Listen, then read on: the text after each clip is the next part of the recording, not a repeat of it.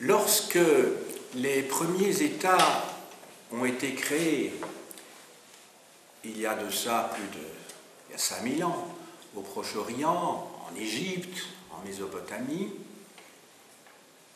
ils répondaient à un besoin particulier qui était d'organiser la société au profit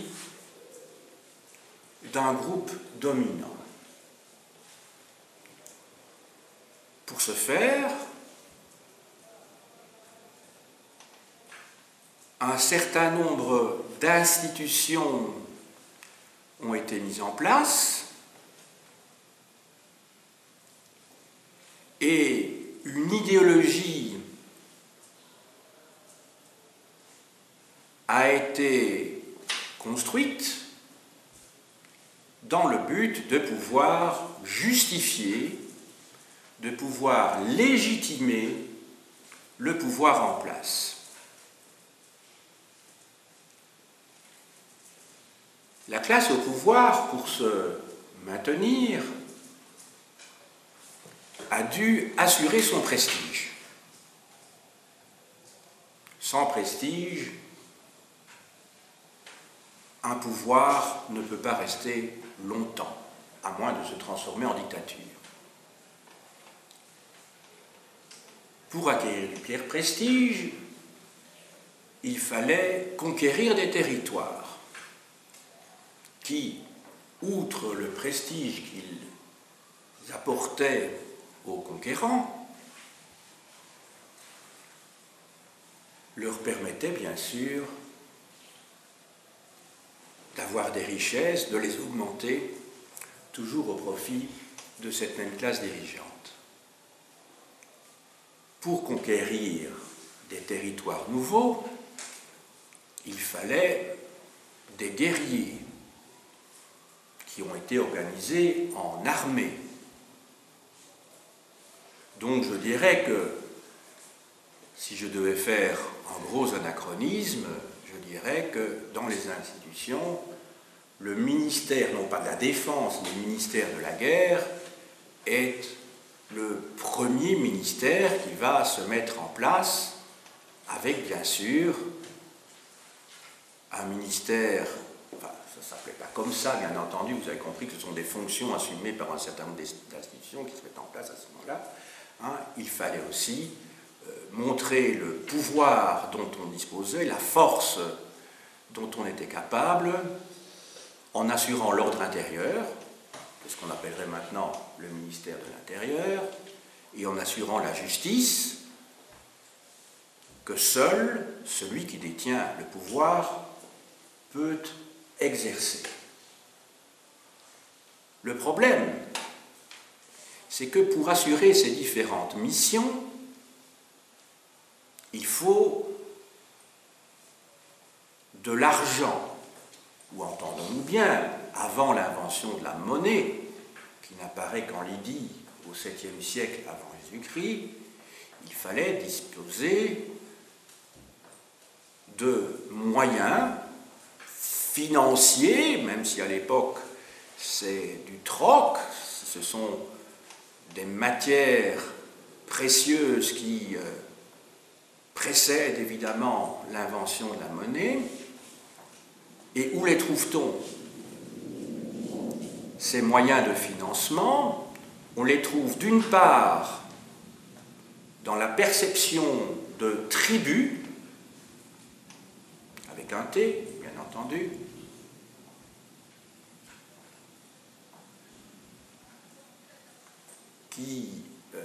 dont les populations, qui reposent sur les populations soumises à l'extérieur, mais aussi sur des impôts en nature, bien entendu, à cette époque-là, qui reposent sur les populations du territoire que l'on dirige.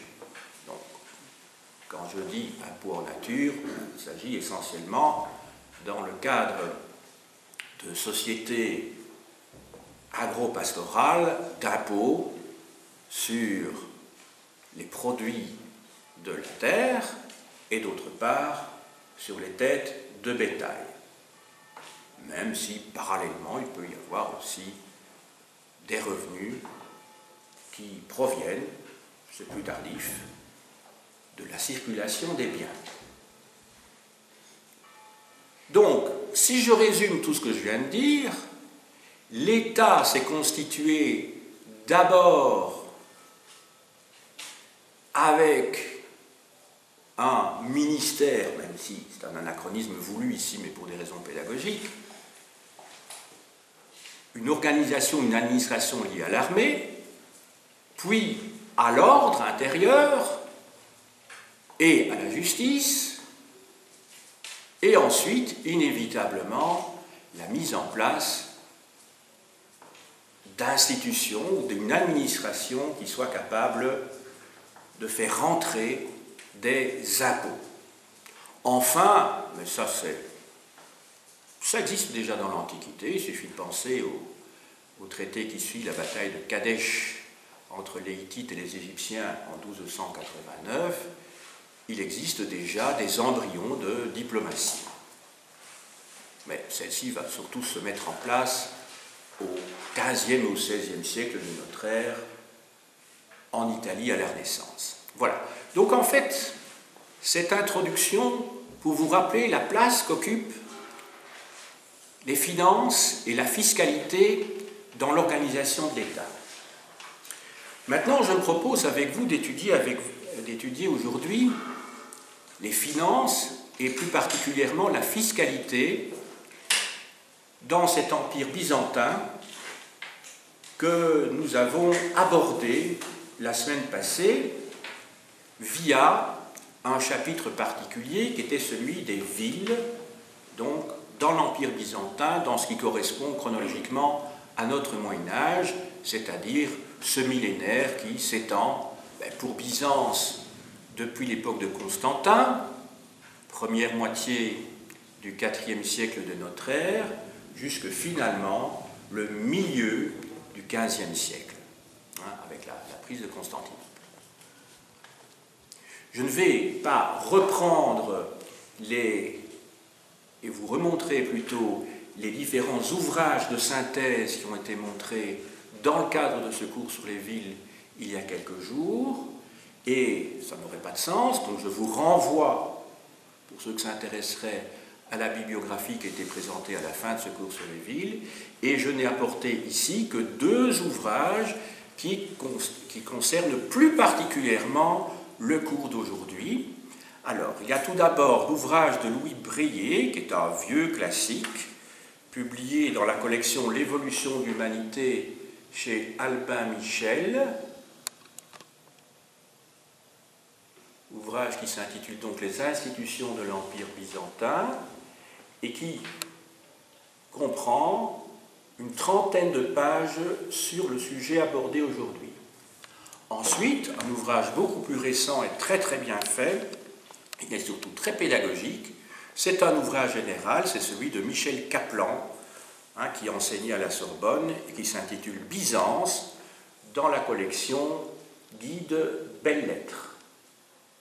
C'est un ouvrage très pédagogique, très complet, et il a l'avantage d'être récent, puisqu'il n'a que 8 ans, il date de 2007. Voilà.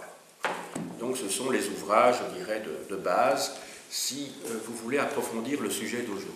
Alors maintenant, on va aborder le sujet en tant que tel. Après cette succincte introduction qui voulait replacer dans le temps long les fonctions de l'État et plus particulièrement le rôle que jouent les finances et la fiscalité pour la vie et la survie de l'État, je vais aborder deux points en particulier. Tout d'abord, le problème des services financiers dans l'Empire byzantin, l'administration des finances, et dans un deuxième temps, je vais vous expliquer comment a évolué ou ont évolué les différents impôts qui ont été perçus pendant cette période de 1000 ans.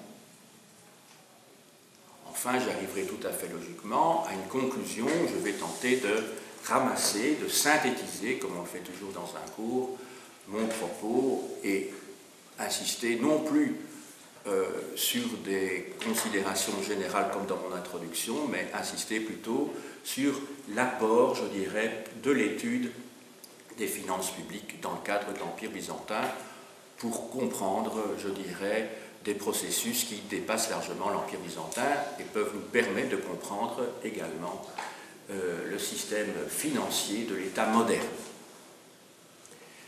Je commence donc, premier point, sur les services financiers, donc l'administration fiscale à Byzance. Dans un premier temps, au IVe siècle de notre ère, l'administration fiscale était divisée entre trois services. Donc vous devez imaginer vraiment ça comme un ministère avec des départements. Ce qui nous montre que déjà à cette époque-là, les choses étaient bien organisées. Et il faut être bien organisé lorsqu'il s'agit de percevoir des impôts, bien entendu, et aussi pour savoir comment les dépenser. Il faut également des administrations pour ça.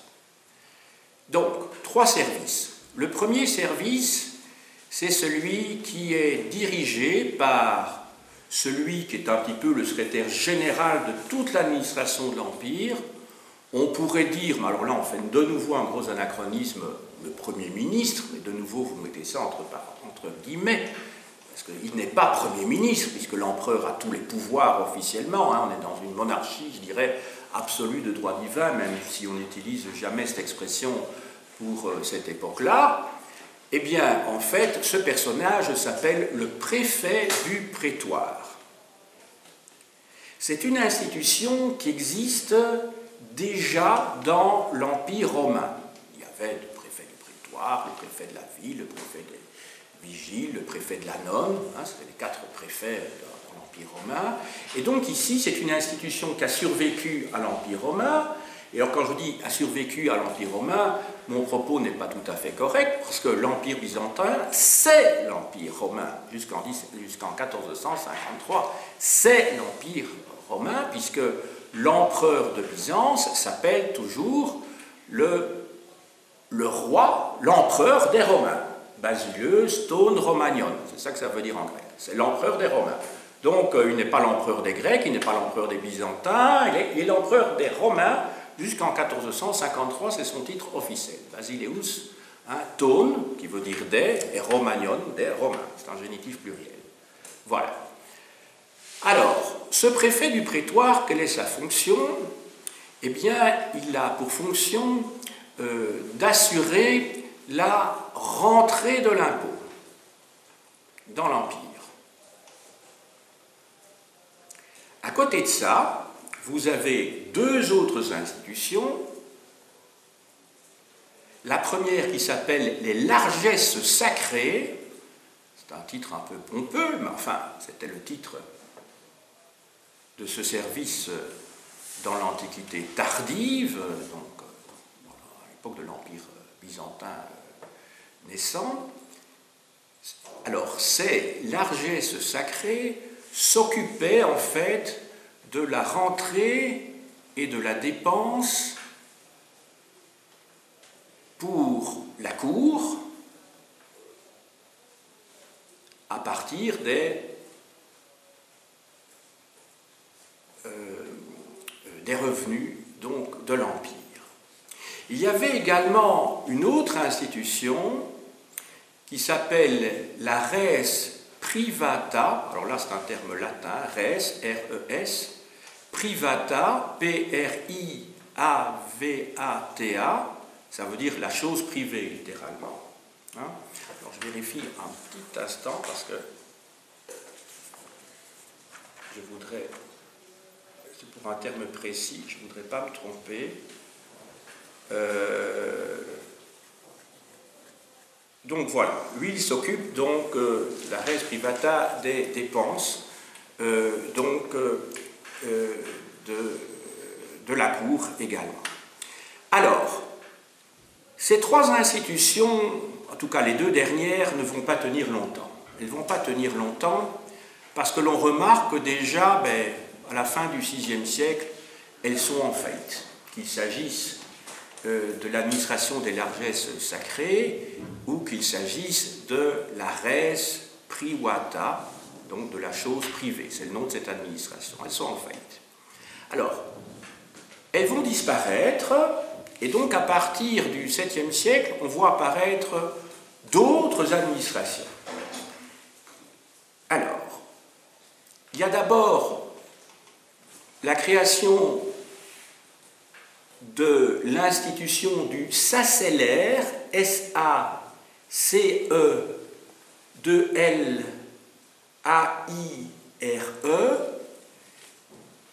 qui est chargé théoriquement de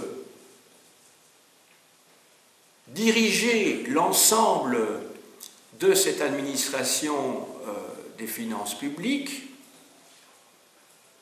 mais qui en fait va être très vite débordé, donc le SACELER va être rapidement débordé. Il va devoir se limiter au contrôle et au seul contrôle des finances, et les autres missions de ce, entre guillemets, ministère des Finances vont être confiées à un bureau général des finances, un bureau général, qui s'appelle le Génicon, G-E, accent aigu, N-I-K-O-N, le Génicon, qui a pour chef un personnage qui a pour titre d'être logothète du Génicon, L-O-G-O-T-H-E,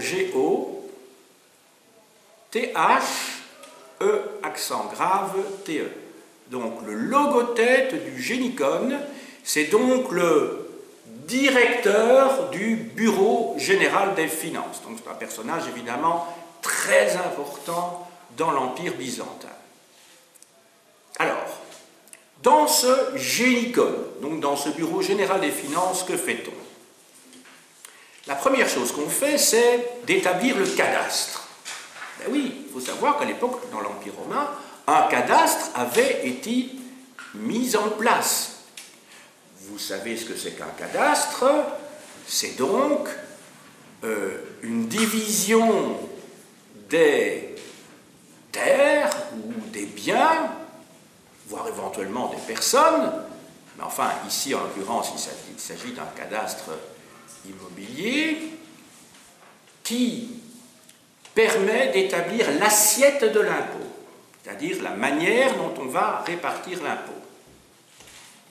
Il y avait également dans cette administration des fonctionnaires qui étaient chargés de mettre à jour ce cadastre, donc de le réviser. Donc vous voyez, hein, on n'est pas dans un état primitif, on est déjà dans un état qui possède des structures déjà élaborées, qui possède une bureaucratie. Alors, à côté de cette mission d'établir un cadastre, il y a d'autres fonctionnaires, et je dirais c'est l'essentiel, qui sont chargés de percevoir l'impôt, quel qu'il soit. Donc il y a des fonctionnaires qui sont chargés de percevoir l'impôt sur la terre, d'autres sur les personnes, et d'autres, enfin, sur la circulation des biens. Cet impôt sur la circulation des biens s'appelle le commercon, avec un K. Vous voyez que c'est lié directement à un mot qui est passé en français, qui est le commerce, commercon.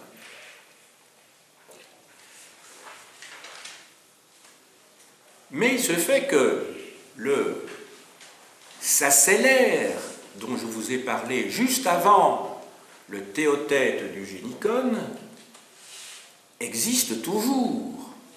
Et lui aussi, bien que l'essentiel des missions financières sont entre les mains du Théotète du Génicon, est à la tête d'une administration qui va évoluer et qui s'appelle le Sakellon, S-A-K-E-L-O-N, le Sakellon. Alors le Sakellon, c'est quoi? En fait, c'est l'administration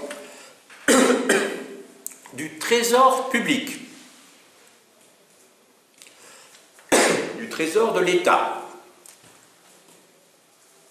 Alors, à l'intérieur de ce grand service, de cette sous-administration de ce que j'ai appelé le ministère des Finances, mais qui n'existe pas, vous avez compris, c'est un ensemble d'institutions qui existent les unes à côté des autres. Il n'y a pas de ministère des Finances, hein, ce sont des institutions qui existent parallèlement les unes aux autres. Eh bien, il y a un sous-service, un département qui s'occupe de la rentrée et des dépenses pour la Cour et pour les fonctionnaires. Autrement dit, c'est un service qui s'occupe de la liquidation du traitement des hauts fonctionnaires, entendons-nous bien, des hauts fonctionnaires. Mais pour la Cour, il s'occupe également des dépenses liées à leurs vêtements somptueux. Tout ce qui concerne les cérémonies également. On appellerait le protocole chez nous, si vous voulez. À côté de ça, vous avez un service qui s'occupe des rentrées et des dépenses concernant l'armée. C'est évidemment une administration essentielle que celui-là. Sauf vers ma part, ce service s'appelle le stratéchion. Et vous savez, dans stratéchion, stratège, hein, la notion justement d'administration liée à la guerre. Et enfin, troisième service, mais qui apparaît un peu plus tard, au début du Xe siècle, si mes souvenirs sont bons, c'est un service qui gère les biens, les terres de l'État. Autrement dit, ce service, c'est le service du fisc, au sens premier du terme. Le fisc, si vous ne savez pas, à l'origine, c'est pas l'administration qui vous impose. Le fisc, à l'origine, c'est l'ensemble des biens, des terres de l'État. C'est ça la signification du mot fiscus en latin. D'où l'expression confisquer que nous utilisons toujours, qui veut dire eh bien, que l'État prend pour lui des biens qui vous sont retirés parce que vous avez éventuellement pas payé vos impôts. Donc à l'origine, c'est l'État qui confisque. Ce n'est pas les professeurs dans les classes qui confisquent un stylo parce qu'un élève fait du bruit. Ça, c'est une extension du terme confisquer. Mais à l'origine, c'est l'État qui confisque. Or, il se fait qu'à partir de la deuxième moitié du XIe siècle au XIIe siècle, l'État va beaucoup confisquer parce que les paysans ne pourront plus, à la suite des hausses d'impôts, payer justement leurs charges fiscales. Et l'État va confisquer à tour de bras. Et ce sera donc une administration particulière qui va se charger de gérer ces biens confisqués, le cas échéant de les vendre ou de les louer. Chez nous, on appellerait ça l'administration des domaines qui appartiennent à l'État. Alors, on avance dans le temps, on est au XIe siècle, et au début du XIe siècle, c'est en 1021, sauf erreur de ma part, une nouvelle institution est créée qui va être renforcée par la nouvelle dynastie qui vient au pouvoir à ce moment-là, et qui est la dynastie des Comnènes. C-O-M-N, E accent grave, N-E-S. Donc dans la deuxième moitié du XIe siècle et au XIIe siècle. Donc c'est une grande dynastie qui se met en place, qui va donner lieu à, comment dirais-je, qui va être à l'origine d'un certain nombre de grands empereurs, comme Alexis Comnène par exemple, entre autres. Alors, cette institution nouvelle, c'est les logariastes. L-O-G-A-R-I-A-S-T-E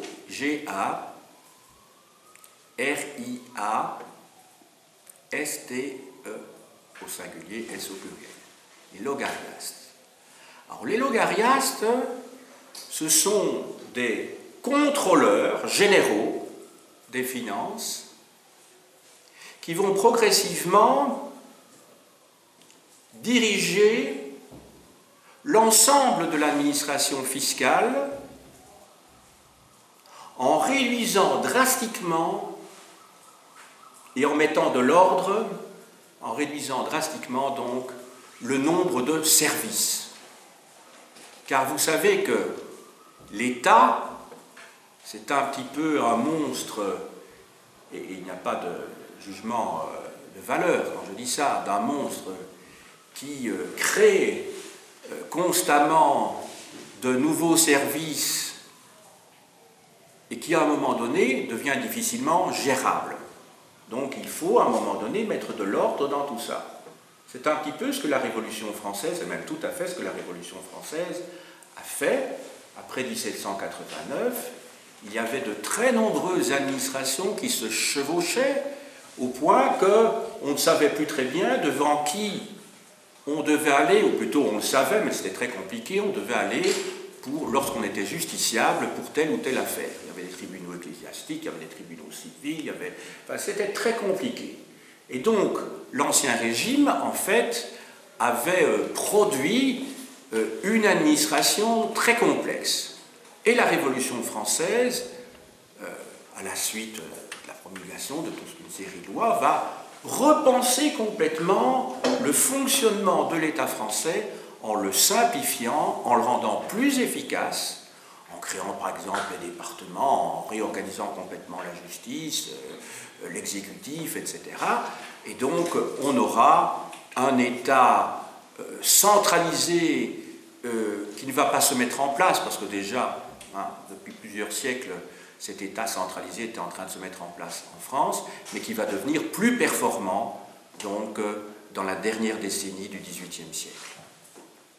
Beaucoup plus performant, au point qu'il y a un historien français, enfin un historien, un penseur plutôt libéral, Alexis Tocqueville, qui au milieu du XIXe siècle va écrire un ouvrage, L'Ancien Régime et la Révolution, où il défend la thèse en fait que la Révolution n'a fait que parachever l'œuvre en fait de l'Ancien Régime en centralisant les institutions et en créant cet État jacobin dont la France n'est toujours pas sortie. Puisque vous savez, il y a beau avoir la régionalisation en France, tout est finalement quand même décidé en grande partie à Paris. C'est en tout cas le cas jusqu'il y a une trentaine d'années, jusqu'à l'époque de François Mitterrand, et maintenant, voilà. C'est un État qui est moins centralisé, mais vous savez quand même qu'en France, le président a énormément de choses à dire, et c'est pour ça qu'on n'arrête pas de parler des élections présidentielles constamment. Dès le lendemain d'une élection présidentielle, on parle déjà de l'élection suivante 5 ans plus tard.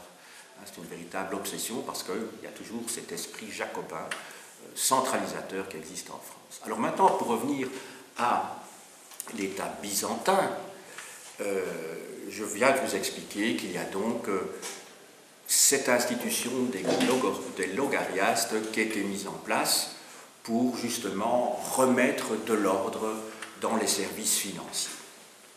Nous venons de terminer avec les logariastes tout le chapitre concernant les services financiers. Donc je répète en quelques mots, donc c'est peut-être l'occasion de revoir vos notes en les survolant très rapidement. Donc je vous ai expliqué que dans un premier temps, il y a ces trois services constitués jusqu'au VIe siècle par le préfet du prétoire, par les largesses sacrées et finalement par la res privata. Je vous ai expliqué ensuite que tous ces services sont pris en main par le sacellaire, mais comme tous ces services sont beaucoup trop lourds pour lui, dans les faits concrètement, il y a un chef du bureau général qui va se charger d'une grande partie de la mission qui était la sienne, d'une grande partie mais pas de toute la mission. Je vous ai expliqué que c'était le logothète du génicon. Je vous avais expliqué les différents services qui dirigeaient. Je vous ai ensuite parlé du sakeion. Je vous ai dit que le sacellaire, mais finalement, on le retrouve, mais en tant que chef du trésor public. Je vous ai expliqué quelles étaient les différentes missions de ce trésor public. Et puis, je vous ai parlé dans un troisième temps, alors, des logariastes qui apparaissent donc dans la première moitié du XIe siècle et qui vont, sur ordre de l'empereur, bien entendu, ce n'est pas une décision qui leur revient, de mettre de l'ordre et de simplifier fortement l'administration fiscale. Donc maintenant, on va passer au deuxième et dernier chapitre, mais c'est un très gros chapitre, qui est celui de la fiscalité. Donc on va voir quels sont les différents types d'impôts qui étaient levés à Byzance. Alors, vous allez voir ils sont de trois types, j'ai pu les énoncer déjà tout à l'heure. Il y a tout d'abord des impôts qui portent sur la terre, des impôts qui portent sur les personnes, et d'autres qui portent sur la circulation des biens. Vous vous souvenez peut-être de ce que j'ai dit tout à l'heure. On va retrouver donc cette fiscalité dans le chapitre ici que je vais développer. Alors, je commence tout d'abord par ce qui se passe au IVe siècle, parce qu'il faut tenir compte quand même de la chronologie et de l'évolution de ces impôts. Alors, au IVe siècle, c'est-à-dire à l'époque de Constantin et de ses successeurs, donc juste avant la fin de l'Empire romain unifié en 395, eh bien, à cette époque-là, il y a un impôt qui est très lourd et qui est détesté par conséquent par la population, c'est le cris argyron, donc C-H-R-Y-S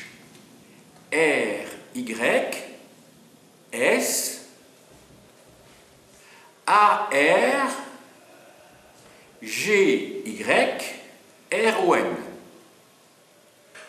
Si vous connaissez un petit peu l'étymologie, il n'y a pas besoin de connaître le grec pour ça, vous savez que chrys, ça renvoie à l'or. Pensez à des chrysanthèmes, ce sont des fleurs d'or, ou pensez à Saint Jean Chrysostome, c'est-à-dire Saint Jean qui a la bouche en or. Voilà, un chrysos, ça veut dire l'or. Ou la statue d'Athéna au Parthénon, c'était une statue chryséléphantine.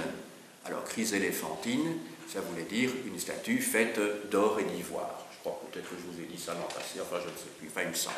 Voilà. Alors, donc en fait, c'est un impôt qui est très lourd à porter et qui va d'ailleurs être supprimé au 5e siècle, à la fin du 5e siècle, par l'empereur Anastase.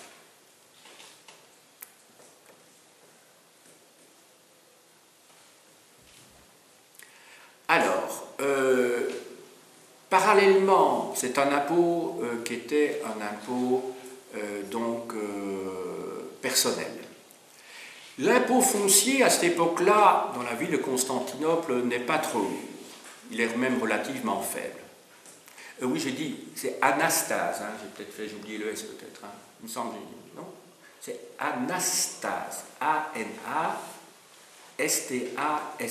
Sans que ma langue a fourché à ce moment-là. Anastase. Alors, par contre, il y a un impôt qui va être mis en place, qui au départ, c'est un impôt, je dirais, une taxe, enfin, c'est un impôt de la douane, donc l'on perçoit à la frontière de l'Empire, mais qui va bientôt se transformer en impôt sur la circulation des biens. C'est ce qu'on appellera au Moyen-Âge les tons-lieux. Hein. On verra ça un peu plus tard lorsque nous allons étudier donc, le Moyen-Âge occidental. Les tons-lieux, ça, en fait, ce sont des impôts sur la circulation des biens que les seigneurs percevaient à des endroits différents de leur seigneurie. Hein, les ponts, les routes, etc. Alors, donc, ici, cet impôt sur la circulation des biens, que j'ai déjà évoqué tout à l'heure, hein, c'est le Commercon. Hein, vous vous souvenez, Commercon, hein, K-O-2-M-E-R-K-O-N, Commercon. Eh bien, cet impôt, il est perçu, on ne sait pas s'il a été perçu dans la totalité de l'Empire. Ce qui est sûr, c'est qu'il a été perçu à la hauteur des détroits. Donc, à la hauteur du Bosphore, qui permet l'entrée dans le pont Euxin, c'est-à-dire dans la mer Noire, et cet impôt a été perçu également au niveau des Dardanelles. Donc, c'est l'autre détroit, de l'autre côté, au sud donc, de la mer de Marmara, qui permet de rentrer dans la mer Égée. Donc, il y avait deux... il était perçu au moins à cet endroit-là, parce que là, on en a des traces écrite. Il était perçu, donc ça c'est sûr, au niveau du Bosphore, donc entre la mer de Marmara et d'autre part le pont Euxin, c'est-à-dire à la hauteur de Byzance, de Constantinople tout simplement. Et ça, on sait qu'il était perçu à Abydos, A-B-Y-D-O-S, Abydos, à ne pas confondre avec la ville d'Abydos qui se trouve en Égypte. Et au point que cet impôt va être appelé, que ceux qui vont percevoir cet impôt vont être appelés justement des abidikoi. Donc ce qui laisse penser que, bon, à cet endroit-là, on était sacrément sucré, si je puis dire, puisque ce terme d'abidikoi va être généralisé pour l'ensemble des percepteurs d'impôts. Donc pour ceux qui ne perçoivent pas seulement Abydos. Alors, cet impôt ne va pas connaître ou cette taxe plus exactement, ne va pas connaître un taux unique. Il va varier au cours des temps. Dans le cadre, je dirais, d'un rapport de force et des intérêts de l'administration impériale.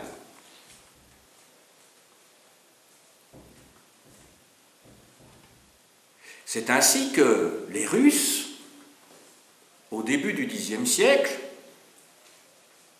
vont voir ce taux diminuer. Autrement dit, on ne va pas les taxer, c'est-à-dire on ne va pas taxer les marchands russes sur la réalité de ce qu'ils transportent, mais on va systématiquement diminuer le taux. Donc ce sera un taux fictif, finalement, et pas un taux, le taux réel qui sera appliqué. De la même manière, lorsque les Vénitiens, toujours au Xe siècle, vont soutenir les Byzantins contre les Normands, donc les Normands, vous savez, ces marins guerriers qui viennent de Scandinavie et qui ont, par des voies diverses, pénétré en Europe occidentale et orientale, par une autre voie évidemment, hein, eh bien, n'oubliez pas que la Russie a été fondée par les Varegs, et les Varegs, en fait, ce sont des Suédois. Hein.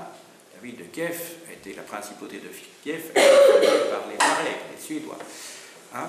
Eh bien, donc, lorsque les Vénitiens ont soutenu les Byzantins contre les Normands, eh bien, ils ont été récompensés par une réduction de taux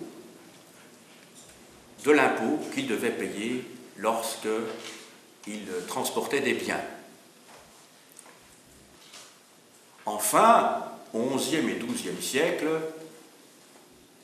cet impôt va être réduit à 4% d'abord pour les Génois, les Vénitiens, et puis il va être réduit à 2%, parce qu'à ce moment-là, au XIe ou XIIe siècle, c'est l'essor des villes à Byzance. Souvenez-vous de ce que j'ai pu vous dire il y a quelques jours dans le chapitre précédent. Qu'une bourgeoisie dans ces villes se crée, que cette bourgeoisie, elle comprend des commerçants, et que, en plus, l'aristocratie byzantine, l'aristocratie de Constantinople en particulier, se lance dans le grand commerce, et donc voit d'un œil évidemment tout à fait favorable, c'est d'ailleurs sous leur pression que ça s'est réalisé, la diminution de cet impôt à 2%. Donc vous voyez que le calcul, je dirais, le taux de l'impôt, ce n'est pas quelque chose qui est arbitraire, sauf dans les dictatures, mais alors ça ne tient pas longtemps, et que même dans une monarchie absolue, dans cette théocratie qui est l'Empire byzantin, eh bien le taux de l'impôt est lié à un rapport de force entre les classes sociales qui font ou ne font pas du commerce et qui peuvent, par la quantité du trafic, apporter beaucoup plus sur le plan financier finalement à l'empereur que si on les taxait fortement, parce que dans ce cas-là, il n'y trouverait plus intérêt. Donc en réduisant les taxes, cela permet d'augmenter le trafic et de stimuler évidemment les agents de ce commerce.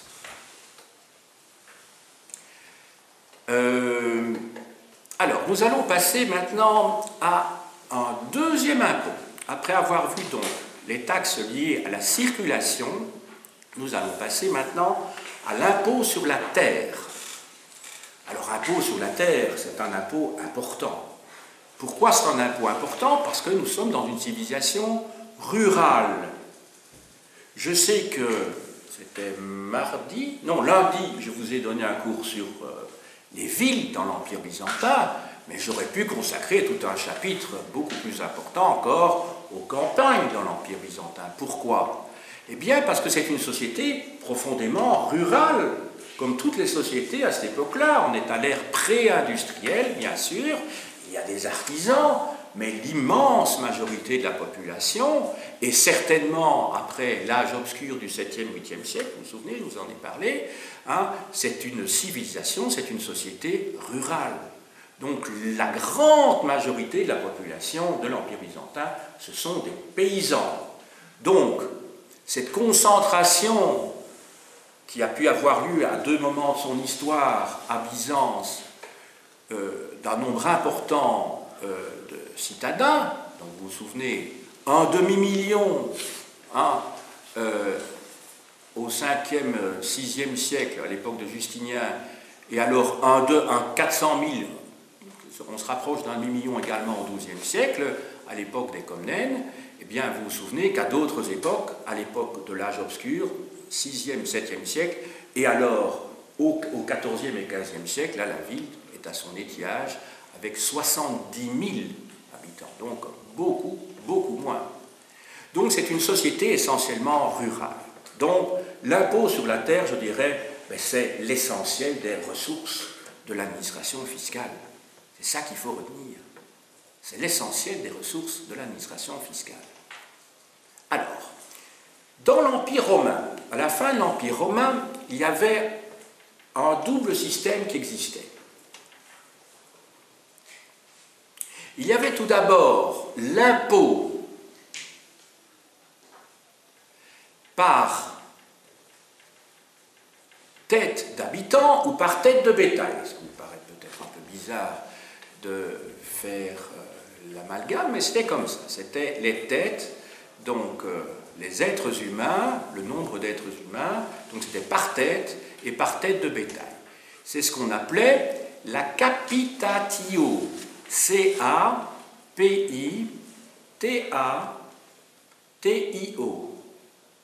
On pouvait dire aussi la capitatio. Enfin, en latin, on disait capitatio, capitation. On peut dire la capitation. Cela vous signale que le mot capitation, c'est le mot qu'on utilise encore, l'impôt par tête, c'est l'impôt qu'on utilise encore sous l'Ancien Régime à la Révolution française. Donc c'est un impôt, voilà, il y a autant d'individus, voilà, il y a autant à percevoir. Mais vous vous rendez bien compte que ce n'est pas vraiment un impôt très juste, dans un premier temps. Je vous rappelle également que le mot capitatio vient du mot caput, C-A-P-U-T, qui veut dire tête en latin. Caput capitis, hein, au génitif, capita au pluriel.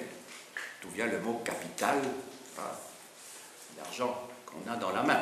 Capital, à l'origine, c'est le bien, les biens en tête de bétail. Hein.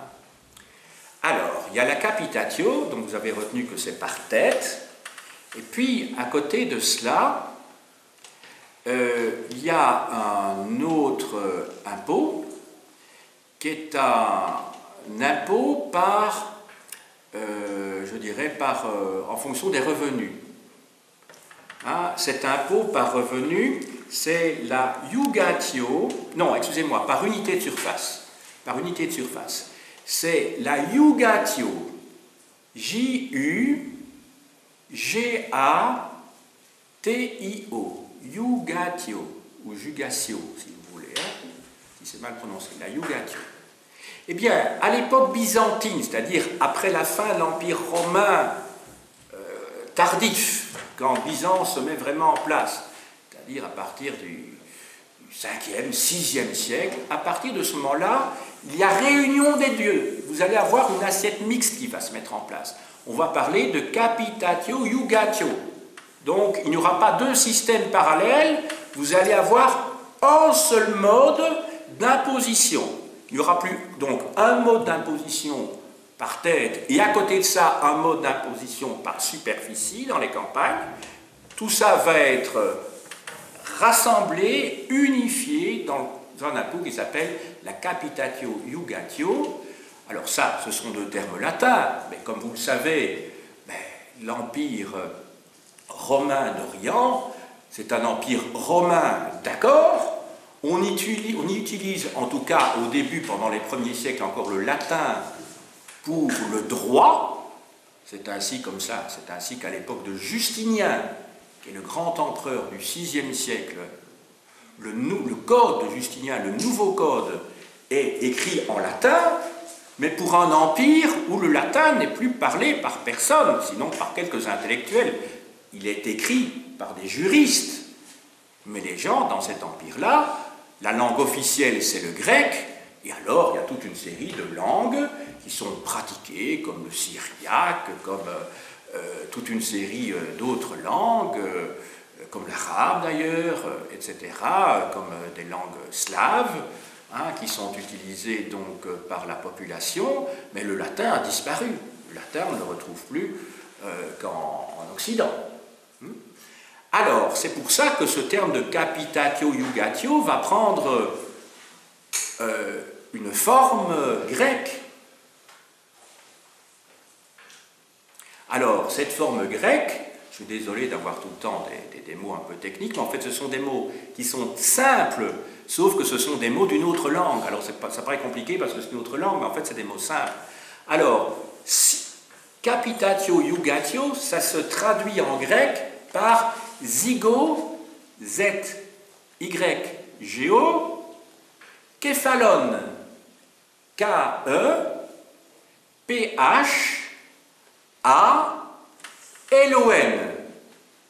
Eh bien, si vous gardez bien képhalon, képhalé, la tête, ça vous dit quelque chose, c'est le caput latin. Et le zygo, les zygomatiques, c'est l'ugatio. Ça va ? Donc voilà, donc c'est comme ça que vous devez retenir, hein, képhalon, la tête. Hein. Quand vous avez une céphalée, vous savez ce que c'est, c'est un mot savant pour dire que vous avez mal à la tête. Hein. Bon. Alors, voilà, c'est le nouveau système qui est mis en place. Alors, il faut se dire que l'impôt qui va être mis en place donc c'est un impôt de répartition,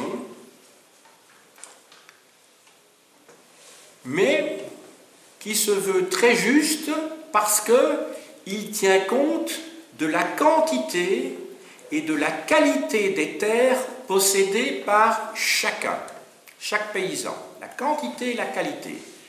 Donc vous voyez que c'est un système qui n'a rien d'arbitraire.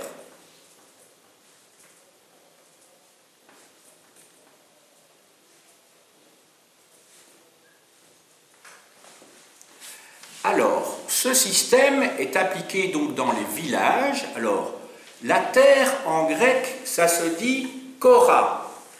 Rien à voir avec la chaîne de produits alimentaires. Kora. Donc, c'est C-H-O-R-A.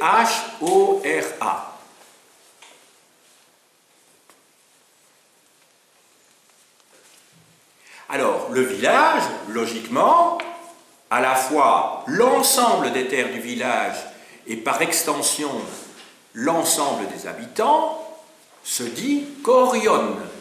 C-H-O-R-I-O-N.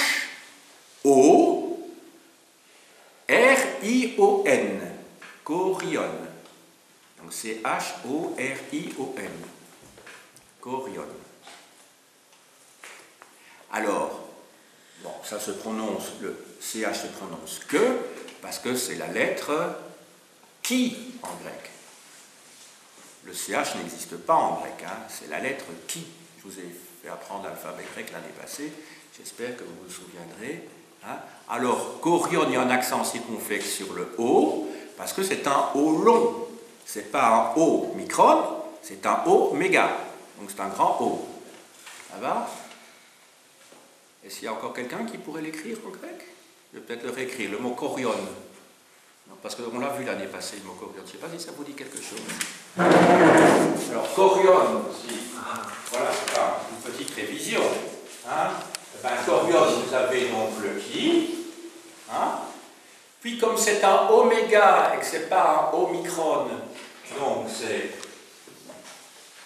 Ko. Alors, vous avez Rho. Alors, iota, omicron, ici c'est omicron, c'est plus oméga, et puis la lettre nu. Donc c'est CH, O. Alors, comme c'est un O long, on met toujours un accent circonflexe dans la translittération, R, I, O et N. Donc Korion. Donc le Korion, c'est le village. Ça va? Alors, je vous explique un petit peu maintenant comment fonctionne cette répartition. Alors, c'est fait de manière très systématique. Donc, en fait, le percepteur d'impôts, quand il arrive dans le village, hein, lui, ce qui l'intéresse, c'est d'avoir, évidemment, le chiffre, le montant hein, qu'il a prévu, hein, après révision du cadastre. Et donc, quand on consulte les manuscrits byzantins donc, de cette époque-là, du Moyen-Âge, on voit en fait que c'est vraiment comme dans une administration fiscale. Vous savez, il y a ligne par ligne, il est indiqué ce que chaque terre doit, suivant la quantité de terre du paysan, plus exactement, oui, la quantité de terre du paysan, et la qualité de cette terre. Alors vous allez me dire, mais c'est pas facile à faire. Ah ben oui, c'est pas facile à faire parce qu'il faut même presque des experts, il faut qu'on se mette d'accord là-dessus.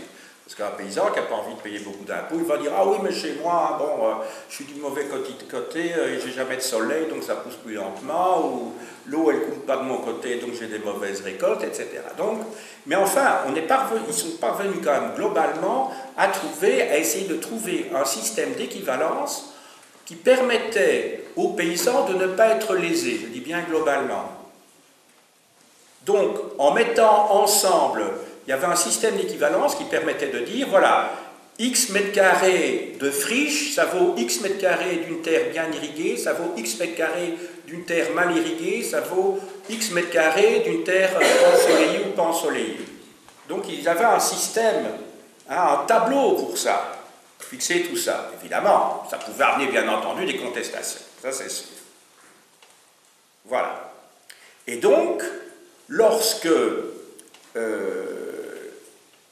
comment dirais-je, lorsqu'il y avait la perception de cet impôt foncier, parce qu'on est ici dans l'impôt foncier, on n'est pas dans un impôt personnel, eh bien, il fallait, grâce à un système de péréquation, parce qu'en fait, cette taxe-là, c'est ce que chez nous on appelle le précompte immobilier. Vous savez ce que c'est le précompte immobilier? Enfin, vous ne le savez peut-être pas parce que vous n'avez pas encore payé, mais quand vous serez propriétaire, en fait, c'est un impôt hein, qui repose sur la valeur théorique de votre bien, hein, Le problème, c'est que quand la péréquation n'est pas faite, et par exemple à Bruxelles n'a plus été faite depuis des dizaines et des dizaines d'années, donc ça veut dire que les biens, l'impôt qui repose sur les biens ne correspond plus du tout à la réalité. Il y a des quartiers qui sont devenus des quartiers huppés, qui sont entrés dans la gentrification, où vous payez un impôt très bas, et par contre, il y a des quartiers qui étaient des beaux quartiers jadis,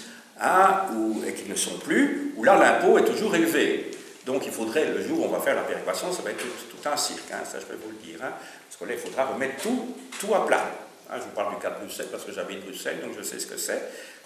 Mais donc, ils avaient un système de péréquation qui permettait de voir si les terres que possédait un paysan et l'impôt que finalement il payait pour l'ensemble des terres, parce que vous pouvez avoir un paysan qui a, je dirais, un lopin de terre ici et un peu plus loin un autre lopin de terre, etc. Il fallait additionner tout ça pour arriver à un montant unique. Eh bien, ce système de péréquation qui existait permettait de savoir si l'État n'était pas lésé. Et quand on voyait qu'effectivement le montant entre les terres possédées par un paysan et d'autre part l'impôt qu'il payait ne correspondait pas, on confisquait les terres, à moins qu'ils ne payent tout de suite évidemment, qu'ils payent tout de suite alors l'impôt dû, on confisquait les terres. Et c'est comme ça que je vous ai expliqué qu'au XIe, XIIe siècle, il y a donc ces confiscations de nombreux biens du côté des paysans, ce qui permet à l'État d'agrandir ses domaines, sauf qu'il agrandit ses domaines, sauf qu'il n'y a plus de gens pour les travailler, donc il doit le revendre ou il doit le louer à des paysans, qui sont des leurs plus propriétaires, mais qui deviennent donc des locataires. Bon, la situation n'est pas toujours, mais souvent plus précaire. Voilà. Donc, vous voyez, système très sophistiqué. Alors maintenant, j'en arrive au troisième type d'impôt. On a vu dans un premier temps l'impôt sur la circulation des biens. Dans un deuxième temps, on a vu l'impôt sur la terre. Et on va passer maintenant à l'impôt sur l'impôt personnel. Alors, l'impôt, on a vu que l'impôt sur la circulation des biens, c'était un impôt qui était assez élevé à l'origine et puis qui finalement, il a baissé au fur et à mesure au point d'arriver à 2% au XIe et au XIIe siècle, dans le cadre de ce rapport de force, de la montée de la bourgeoisie, de l'aristocratie qui commerçait, etc. L'impôt, lui, sur la terre est important. Je vais essayer de vous donner les chiffres précis, parce que je les avais notés. Donc, cet impôt sur la terre, j'essaie de voir à quoi il correspond. Oui, alors il correspond en fait à 4,16%. 4,16%. Alors, comment on sait cela? Parce qu'en fait, il y a des traités théoriques qui permettent de, comment dirais-je, de vérifier combien payaient les paysans. Et dans un de ces traités théoriques, il est question que l'on payait, en gros, un nomisma. Alors, c'est un ou une nomisma, maintenant je ne sais plus. Un nomisma, oui. Un nomisma, N-O-M-I-S-M-A.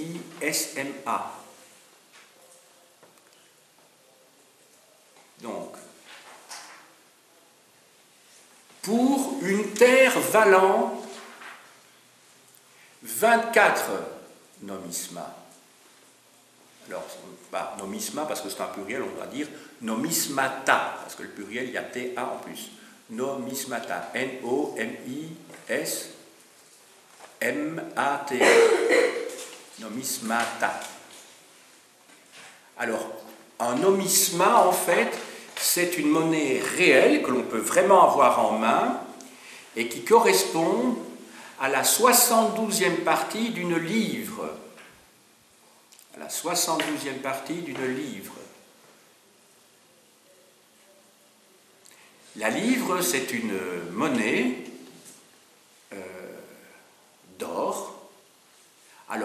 nomisma, un autre mot, parce que ça c'est le mot grec, pour l'équivalent latin, c'est solidus, S-O-L-I-D-U-S, qui a donné le mot sou en français.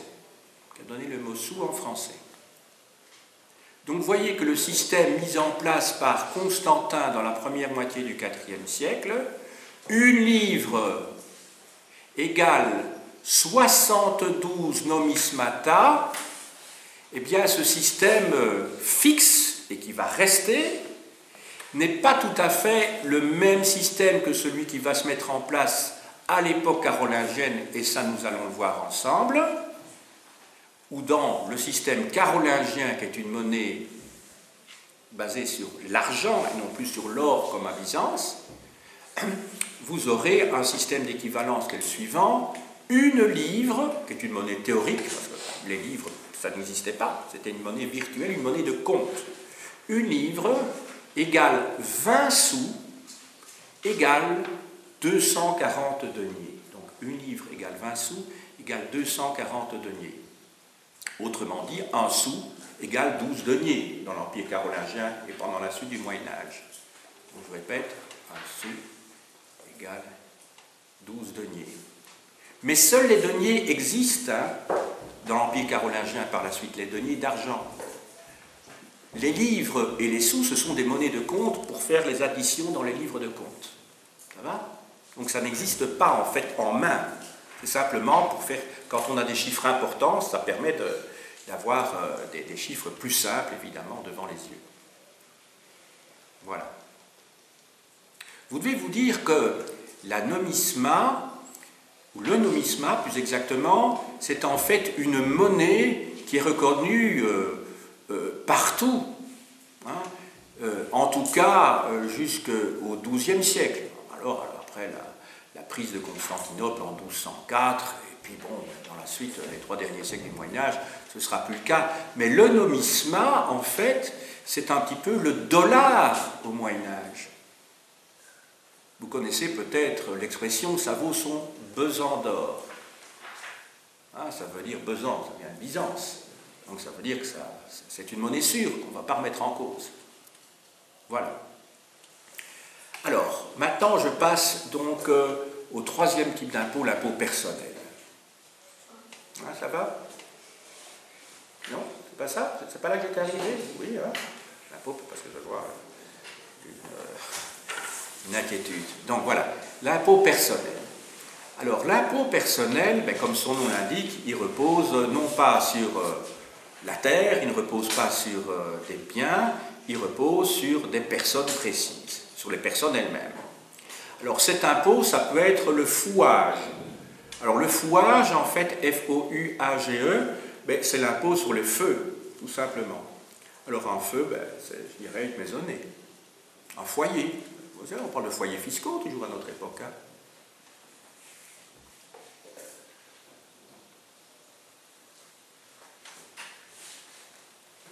Alors, à quel moment de l'année cet impôt est-il perçu? Si vous réfléchissez un petit peu, nous sommes dans une civilisation rurale. Donc c'est au lendemain des moissons. Par conséquent, c'est au mois de septembre.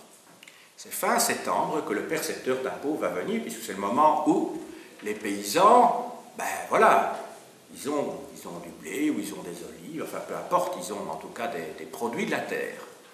Et c'est à ce moment-là donc le percepteur d'impôt vient. Alors, le percepteur d'impôt, son souci, c'est pas de savoir si vraiment chaque personne va payer. Son seul souci, c'est que il a en tête un montant qui doit être payé par le village. Que les terres soient rapprochées, dispersées, ce n'est pas son souci. Donc, il a un montant en tête. Ce montant qu'il a en tête, c'est de nouveau un mot simple qui peut vous paraître compliqué parce que c'est du grec, mais en fait, c'est un mot simple, c'est arithmion. Arithmion. A-R-I-T-H-M-I-O-N.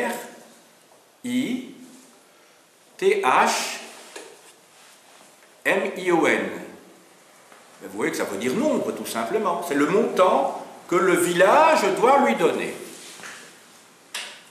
Alors, il arrive avec une liste où les noms sont mis les uns derrière les autres. Une véritable liste de contribuables, d'assujettis à l'impôt.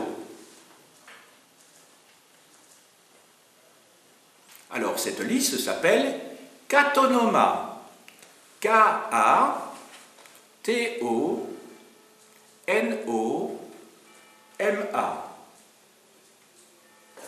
Vous savez par l'étymologie que quand vous avez onoma, ça vous fait penser à des tas de mots en français. Non? Ça veut dire le nom, tout simplement. L'onomastique, c'est l'étude des noms, l'onomastique. Les antonymes, les synonymes. Ben oui. Ben, tout ça, ce sont donc... ça a rapport avec des noms. Donc voilà, donc il a une liste, mais il a surtout un montant. Et il faut évidemment, la seule chose qui l'intéresse, c'est que le montant global soit là. Alors, le village, donc le Korion, ça a été écrit au tableau tout à l'heure, est responsable collectivement. Donc, le percepteur d'impôt, la seule chose qui l'intéresse, c'est quoi? Eh bien, c'est que le montant qu'il attend soit là. Donc ça veut dire que s'il y a des paysans qui ne payent pas, c'est la solidarité villageoise qui doit jouer pour compenser. Ah ben voilà, il y en a qui ne payent pas, ou il y en a qui sont morts, je ne sais pas, enfin il y a des problèmes divers. Donc il faut que le montant qu'il attend d'après le cadastre, qui a été établi et révisé par l'administration dont je vous ai parlé dans la première partie de mon cours, eh bien, une fois que ce montant est établi, il faut que ce soit ce qu'il retrouve dans sa caisse à lui, percepteur d'impôt. Le problème, c'est que ce système peut fonctionner si ça se passe rarement, je dirais, les défections des paysans. Parce que sinon, et si les impôts ne sont pas trop lourds, parce que si les impôts sont trop lourds, et je vous ai dit que les impôts au XIe ou XIIe siècle vont fortement augmenter, qu'est-ce qui va se passer? Il y a des paysans qui vont fuir leurs terres. Ils disent, mais moi je ne peux plus payer tout ça, c'est trop lourd pour moi. Vous connaissez l'expression de certains, comment dirais-je, gens de l'ultra-droite ou ultra-libéraux, qui disent, trop d'impôts tue l'impôt. Et c'est pas faux d'ailleurs. C'est pas faux, trop d'impôts tue l'impôt. Si vous taxez trop les gens, ils n'ont plus envie de travailler, parce qu'ils disent pourquoi travailler puisque tout part quand même, et puis à un moment donné, ils ne vont pas pouvoir payer. C'est en tout cas le discours que tient le patronat depuis toujours. Si vous nous chargez trop, si on a trop de charges sociales, etc., on ne peut pas payer, et donc on va devoir licencier les gens, etc. Donc vous connaissez ce discours qu'on entend constamment. Moi, je ne suis pas dire pour dire qui a raison et qui a tort. Je vous dis, voilà comment les gens s'expriment et qu'il y a évidemment une partie de vrai derrière tout ça. Ça, c'est sûr. Alors, ils fuient, ou alors ce qu'ils font. Lorsque les taxes vont devenir de plus en plus lourdes, c'est qu'ils vont se mettre sous la protection d'un propriétaire terrien, un aristocrate puissant. Tiens, je ne sais pas si ça vous rappelle des souvenirs de l'enseignement secondaire, mais en tout cas, ça anticipe un propos que je vais tenir dans 15 jours lorsqu'on va étudier le système seigneurial en Occident. Ils se mettent sous la protection de quelqu'un qui est plus puissant. Parce qu'ils se disent, finalement, vaut mieux vendre ma terre ou perdre ma terre et avoir quand même des revenus minimaux, plutôt que d'être comme ça, le citron pressé, qu'on peut, à un moment donné, je ne serai plus rien du tout, je vais mourir, j'ai des enfants, etc., c'est plus possible. Donc ils préfèrent cette solution-là. Alors, à cela va s'ajouter un élément important, c'est que, alors ce que je viens de vous dire pour l'instant, c'est un phénomène, enfin ce que je vais vous dire maintenant, vous allez voir, c'est un phénomène qui intervient à Byzance à partir du XIe siècle, mais qui intervient en Europe occidentale, enfin dans l'Empire carolingien, et dans ce qui va succéder à l'Empire carolingien, dès le 8e siècle. Dès le 8e, je réfléchis bien, non, dès le 9e siècle, pas le 8e, dès le 9e siècle, excusez-moi. Alors, c'est quoi? Eh bien, c'est que l'État byzantins pour rémunérer des services, des services qui lui ont été prodigués par des aristocrates dans le cadre ou même de soldats, dans le cadre de campagnes militaires, va concéder à ces puissants personnages le droit de percevoir l'impôt. Alors vous allez dire le droit de percevoir, écoutez bien, le droit de percevoir l'impôt en lieu et place des percepteurs d'impôts de l'État. Autrement dit,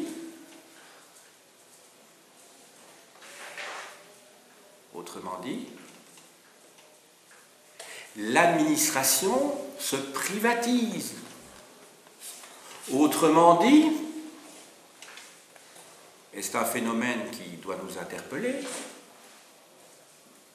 des services qui étaient auparavant assumés par l'État, parce qu'il s'agissait de sa fonction régalienne élémentaire, eh bien, ces fonctions sont prises en charge par des personnes privées. Ça vous rappelle rien à l'heure actuelle?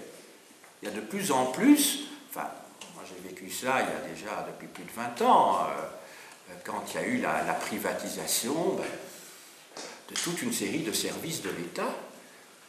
Pensez qu'on a vendu, je ne sais pas, la Poste, on a vendu les compagnies d'aviation, la Sabena, on a vendu toute une série de ce qu'on appelait les bijoux de famille.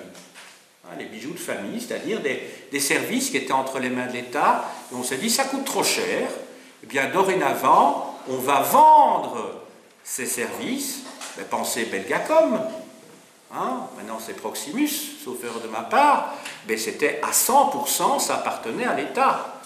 Maintenant, je crois que l'État a une majorité de 50%, mais c'est une majorité vraiment purement formelle, parce qu'on doit tenir compte évidemment des grands actionnaires, de toutes ces entreprises publiques qui auparavant étaient à 100% publiques et qui maintenant sont privées, même si l'État peut conserver dans certains cas, mais pas toujours, un capital important. Vous devez vous dire qu'il n'est pas exclu qu'un jour, comme en Grande-Bretagne, les compagnies de chemin de fer soient privatisées aussi. En Grande-Bretagne, c'est ce qui s'est passé dans les années 70, à l'époque de Margaret Thatcher, après 78. Quand elle est arrivée au pouvoir, elle a dit on va presque privatiser plein de choses, c'est-à-dire que l'État britannique est réduit à la portion congrue, parce que tout ça, ça coûtait trop cher à l'État.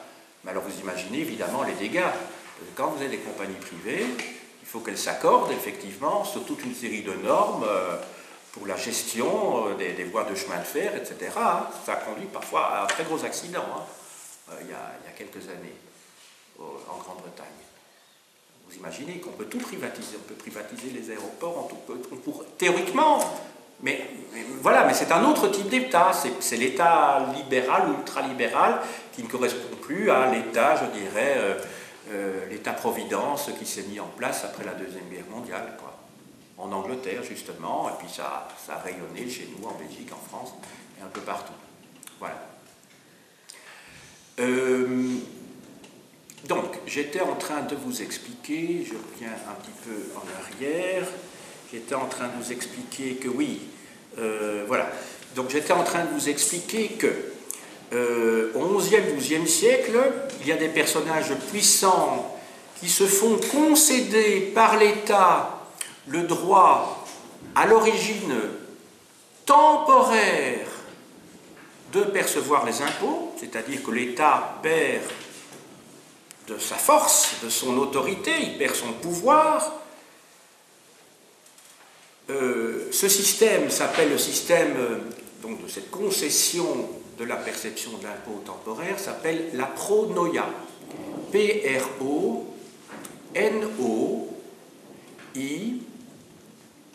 tréma à pronoia. La pronoia. Mais alors, de temporaire, ce système va être viager, va devenir viager. Ça veut dire qu'à l'origine, c'est pour une période déterminée que l'aristocrate, le propriétaire foncier, le copropriétaire foncier, perçoit les impôts au nom de l'État quand même, hein, parce c'est-à-dire qu'il perçoit au nom de l'État, c'est-à-dire qu'il va reverser les impôts, en tout cas une partie des impôts à l'État, mais comme il a fait le travail, il va garder une commission, bien entendu. Ce système va exister sous l'Ancien Régime, hein, en France, en Belgique et partout, hein, c'est ce qu'on appelle, vous avez déjà entendu parler de ce système-là, donc le système des fermiers généraux. Les fermiers généraux, en fait, c'était des entrepreneurs privés auxquels l'État concédait le droit de lever les impôts, donc ça veut dire qu'ils avançaient tout de suite à l'État les impôts qui allaient à un certain montant qui était censé être perçu dans l'année qui suivait, mais évidemment, ils demandaient une commission. Donc ça veut dire qu'ils levaient les impôts dans l'année qui suivait et ils prenaient un pourcentage, ce qui veut dire que vous aviez d'énormes fortunes qui se sont constituées avant 1789 en France. Et c'est une des choses qui a été supprimée, évidemment, en 1789, parce que ça n'allait pas. Vous imaginez, vous aviez une privatisation, hein, de la perception d'impôts, c'est quand même quelque chose.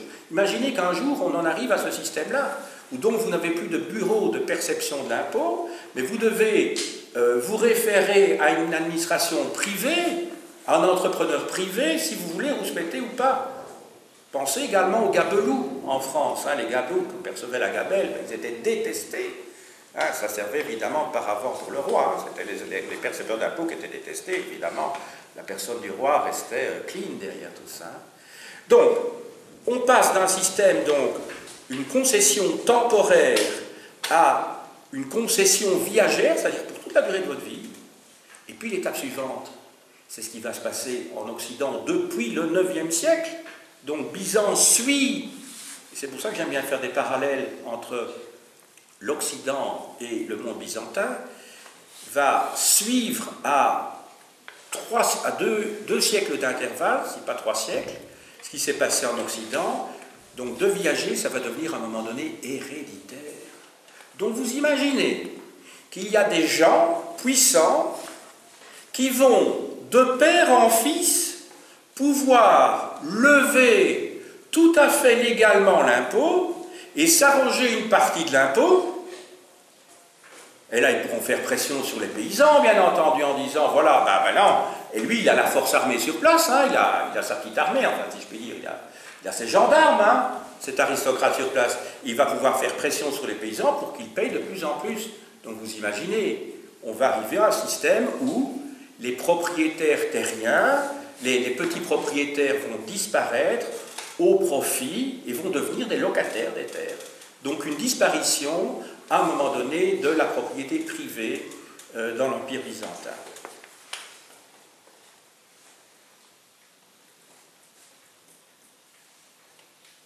Alors, j'en arrive à la conclusion. Alors, la conclusion générale, mais liée à l'Empire byzantin, c'est qu'un État, et je vous l'ai dit dans l'introduction, a des besoins qu'il va falloir, pour lesquels il va falloir trouver des rentrées fiscales. Dans le cas de l'Empire byzantin,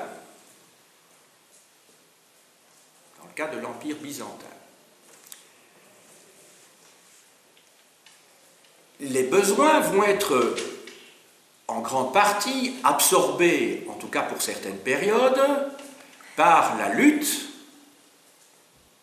contre des peuples qui veulent pénétrer dans l'Empire et annexer ces territoires, des territoires byzantins. Ça va être le cas, souvenez-vous, pour le 6e, 7e siècle, à l'époque de l'âge obscur, à l'époque où, à la fin du 6e siècle, vous avez les Avars et les Slaves dans les Balkans. Les Avars et les Slaves qui vont être, comment dirais-je, relayés par les Bulgares, parce que les Bulgares ils parlent une langue slave depuis le Xe siècle, d'accord. Ah, ils sont devenus orthodoxes, effectivement, sauf erreur de ma part, à la fin du IXe siècle. Mais les Bulgares, ce ne sont pas des Slaves, c'est un peuple qui a été acculturé. En fait, ce sont des Turcs, hein, qui, voilà, un petit peu comme les Gaulois se sont mis à parler latin. Eh bien, ces peuples turcophones qui se trouvent en Bulgarie maintenant, ont été slavisés, hein, à la fin du Haut Moyen-Âge. Donc, les Bulgares ne parlent pas leur langue. En fait, à l'origine, les Bulgares, ce n'est pas des Européens, je dirais, dans le sens des Indo-Européens, comme on peut le dire pour d'autres peuples. Donc, ils parlent une langue indo-européenne, mais ce ne sont pas des Indo-Européens. Donc, il va y avoir la menace bulgare, qui va être rejetée, et puis qui va revenir après l'an 1000. Et puis, vous allez avoir également les Perses, dont je vous ai parlé, hein, les Perses et les Arabes. Vous vous souvenez? Les Perses, leur menace disparaît lorsqu'eux-mêmes vont être battus par les Arabes, et l'empire perse sassanide va disparaître. Hein, il va disparaître dans la première moitié du 7e siècle de notre ère. Les Arabes, eux, ben, on va encore les avoir par la suite, hein, jusque, je dirais, l'an 1000, mais après l'an 1000, il y a un autre peuple, ou d'autres peuples, puisque c'est un peuple multiple, si je puis dire, d'autres peuples qui vont arriver d'Asie centrale, ce sont les Turcs, qui à cette époque-là ne sont pas encore islamisés, qui vont être islamisés, hein, et ces Turcs, ils vont battre en 1071 l'empereur de Byzance, l'armée de Byzance, à la bataille de Manzikert. M-A-N-Z-I-K-E-R-T, la bataille de Manzikert. Et à ce moment-là, ben, l'Empire byzantin va perdre à nouveau toute une série de territoires. Donc en fait, l'Empire byzantin a un gros besoin sur le plan militaire. Il faut payer l'armée, il faut payer l'armement, d'où la nécessité d'avoir des rentrées fiscales. Mais les rentrées fiscales sont également nécessaires pour la cour, pour l'administration, entre autres.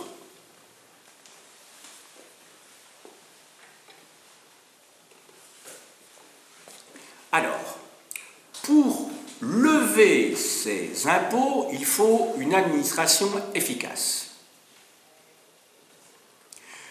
Vous avez bien compris que dans la première partie et dans la deuxième partie de ce cours, de cette leçon, j'ai insisté sur le fait que c'est une administration quand même assez complexe, qu'il a fallu rénover à certains moments, en particulier à l'époque des logariastes, vous trouvez au XIe siècle,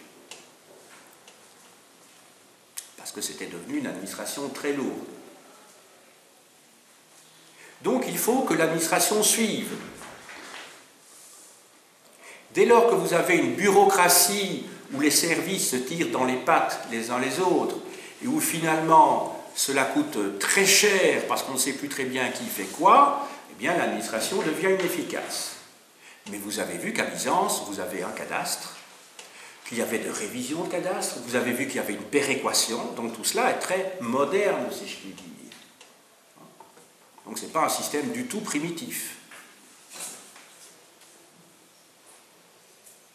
Alors, ensuite, à partir du moment où l'Empire byzantin a perdu des terres, des territoires, très très nombreux, l'Empire byzantin, au départ, c'est tout l'Empire romain d'Orient, vous vous souvenez ce que c'est, hein? C'est la moitié de l'Empire, et à l'époque de Justinien, à l'époque des reconquêtes de Justinien au VIe siècle, l'Italie est redevenue romaine, alors que c'était les barbares qui occupaient l'Occident, l'Afrique du Nord est redevenue romaine, même une partie de l'Espagne. Or, l'Empire byzantin va se réduire progressivement comme une peau de chagrin, même s'il y a eu des périodes de reconquête, par exemple à l'époque des Macédoniens ou à l'époque des Comnènes. Mais à partir de 1204, l'Empire byzantin ne va plus faire que vivoter. Après la prise de Constantinople par les croisés, je vous ai dit qu'en 1261, la dernière dynastie, celle des Paléologues, revient donc à la tête de l'État byzantin, réunifié, mais enfin c'est un empire byzantin croupion. Hein. ça ne représente plus grand-chose, au point que quand les Turcs ottomans prennent Constantinople, pratiquement Constantinople, c'est un petit peu comme le rocher de Monaco, c'est ce qui reste de l'Empire byzantin, à part quelques territoires en Morée, c'est-à-dire dans le Péloponnèse, et quelques territoires alors qui se trouvent au nord de la Turquie actuelle, donc de l'Anatolie, c'est la région de Trébizonde, de Trabzon, comme disent les Turcs, Trébizonde. Mais en fait, et donc c'est qu'en 1461 en fait, que l'Empire byzantin disparaît complètement. C'est pas en 1453, comme on le dit souvent, Trébizonde est prise qu'en 1461. Voilà. Alors, donc, s'il y a moins de territoire, il y a moins de personnes assujetties à l'impôt, donc il y a moins d'impôts, donc vous voyez, il y a moins d'impôts qui rentrent. Donc plus l'Empire byzantin va se réduire, moins il y aura d'impôts qui va rentrer. Et donc plus il sera, vous voyez, on ne sait pas qui est la poule et qui est l'œuf dans l'affaire, et plus il sera difficile de pouvoir mettre sur pied des armées qui pourront résister aux invasions successives. Donc ce sera de plus en plus difficile. Voilà. Alors, j'espère que vous aurez bien compris que étudier la fiscalité dans l'Empire byzantin a un intérêt, pas seulement pour comprendre cet empire, mais que ça permet de faire des comparaisons avec l'Europe occidentale de la même époque. Je vous ai montré qu'il y a un certain nombre de décalages par rapport à l'Europe occidentale, dans un sens ou dans un autre, et que ça permet peut-être de comprendre l'héritage intellectuel qui va être laissé après 1453 à la Russie, puisqu'en fait, après la disparition du dernier empereur byzantin Constantin XI, le grand-duc de Moscovie, Ivan, va prendre le titre de tsar. Tsar veut dire empereur, tsar vient du mot César, Kaiser en latin, et va considérer que Moscou est la troisième Rome. Il y aurait eu donc la première Rome, celle fondée en 753 après la légende avant Jésus-Christ, la deuxième Rome fondée dans les années 320 par Constantin, la deuxième Rome, et puis la troisième Rome, c'est Moscou. Et donc, ce n'est peut-être pas tout à fait à tort que l'on dit que la Russie a été l'héritière de l'Empire byzantin, donc de l'Empire romain d'Orient, et que cette tradition intellectuelle qui va conduire à l'élaboration, à la constitution d'une bureaucratie à l'époque soviétique n'est peut-être pas sans lien, justement, avec cette administration pléthorique que les Byzantins avaient constituée eux-mêmes. Donc, étudier Byzance, c'est étudier peut-être, je dirais, une civilisation qui nous permet de comprendre des éléments qui appartiennent à des périodes postérieures. Et effectivement, si vous allez dans les églises byzantines et dans les églises plutôt orthodoxes, vous allez voir roumaine, serbe, macédonienne, grecque, russe, vous allez voir quel a été l'héritage de Byzance, justement. J'ai dit.